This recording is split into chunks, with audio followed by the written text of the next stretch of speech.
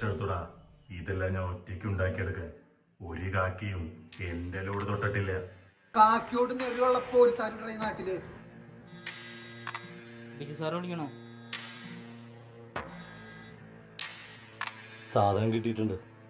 Root clear ആണ് നോക്കാൻ നിന്നോടൊക്കെ ആരാടാ മയില് ചരക്കൊണ്ടിരാൻ പറഞ്ഞ.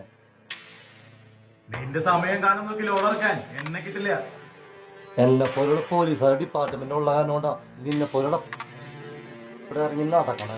അതിനുള്ള കാര്യം എന്നെ വാങ്ങുന്നുണ്ടല്ലോ. ആ പോലീസുകാരനെ വിട്.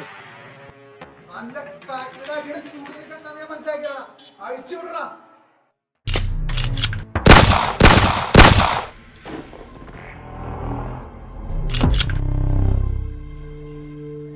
നീ എപ്പോഴും ഇവിടെ വന്നിരിക്കേണ്ട കാര്യമൊന്നുമില്ല.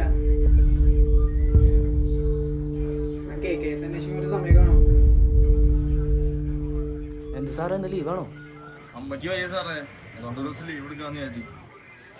നീ ചെല്ല്, പോയി നിന്നെ വീട്ടിൽ പോയിരിക്കും. ഇതാണ് സാറേ ഒരു ദിവസം അതിലൂടെ വന്നിരിക്കണേ. ഇത് നമ്മുടെ ജോർജ് സാറിന് പോകാൻ. അച്ഛനൊന്നും ആരാന്നറിയാണ്ട് ഇവിടെ നിന്ന് പോലാന്ന് പറയണേ. എന്തു പറയാനാ, ചെക്കന് മടുക്കുമ്പോൾ വെച്ച് വെക്കോളും.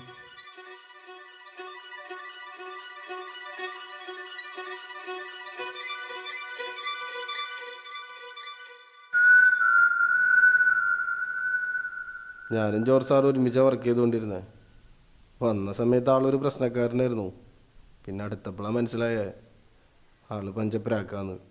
നേർവഴിക്ക് വന്ന ശീലം അതിപ്പോൾ ജീവിതത്തിലായാലും യൂണിഫോമിലായാലും. അതുകൊണ്ട് തെറ്റ് കണ്ടാൽ പ്രതികരിക്കാണ്ടിരിക്കാൻ എനിക്കറിയില്ല. ഒരു ദിവസം ബിജു സാർ എന്നൊരു കാര്യം ഏൽപ്പിച്ചു. നിന്നോടൊക്കെ ഞാൻ പറഞ്ഞതല്ലടാ സാധനം കിട്ടിയിട്ടുണ്ടെന്ന്. പിന്നെ എന്തിനാടാ മയില് നീ അവനെ കൊന്നു? ചത്തത് പോലീസുകാരനാ. ഇതിനു മുകളിൽ എന്ത് കേസ് ഉണ്ടായാലും ഞാൻ തോന്നുന്നു ഇത് ചെയ്തതിന് തെളിവോടുകൂടി രണ്ടുപേരെ നീ ഹാജരാക്കിക്കോ. ഓടി ഞാൻ മാറ്റിക്കോളാം.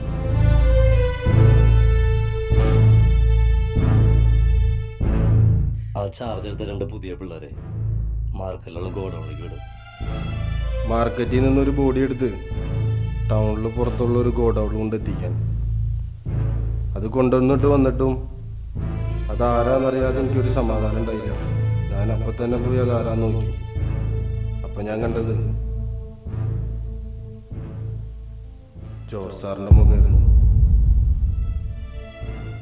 കേസ് ഞാൻ ഒതുക്കി തീർത്തോളാം. നീ കാണണ്ടവൻ എന്നെ കാണേണ്ടി വരും. നാളെ കോടതിയിൽ ഹാജരാക്കാൻ പോണത് കള്ളപ്രതികളാണ്.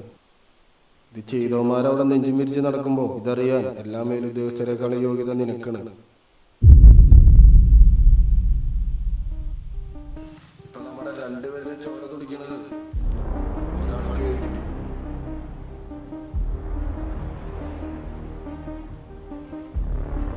പിന്നെ ചത്തവനെ കുറിച്ച് ഒറ്റ മോനാണ് ഞാൻ അറിഞ്ഞത്. നമുക്ക് ചൊറയ്ക്കണ വകുപ്പില്ല.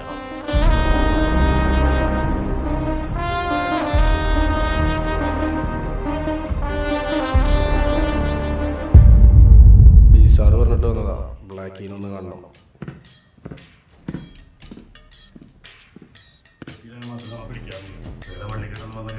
സാറ് പറഞ്ഞിട്ട് 2 പേര് കാണാവുന്നുണ്ടല്ലോ. സാറിനെ രാവിലെ ഉണ്ടാവുള്ളൂ. ഏത് വരെ നെഗറ്റീവ് എടുക്കും.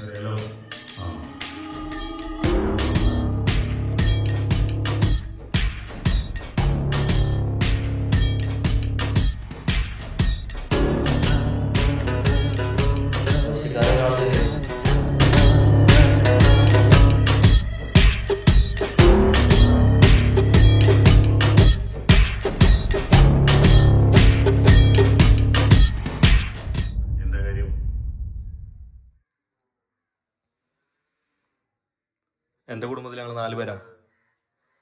2ാം വയസ്സിൽ അമ്മ ഒളിച്ചോടിപ്പോയി. അതിൻ്റെ വിഷമത്തിൽ എൻ്റെ ചേച്ചി എന്നെ വിട്ടുപോയി. പിന്നെ എന്നെ വളർത്തിയ എൻ്റെ അച്ഛനാ. എല്ലാം നഷ്ടപ്പെട്ടിട്ടും ശക്തിയോടെ പിടിച്ചു നിന്നത് അദ്ദേഹം നല്ലൊരു പോലീസുകാരനായോണ്ടാ. എനിക്കും അതുപോലെ ഒരു പോലീസുകാരനാവാനായിരുന്നു ആഗ്രഹം. എന്നാൽ ഇനി എനിക്കതിന് സാധിക്കില്ല. എന്തുകൊണ്ടാണെന്നറിയോ നിനക്ക്? കുറെ ചെന്നായ്ക്കൾ ചേർന്ന് ആ നല്ല പോലീസുകാരനെ കൊന്നു. എന്റെ തല കഴപ്പ് തീർക്കാൻ വന്നവളാണ്.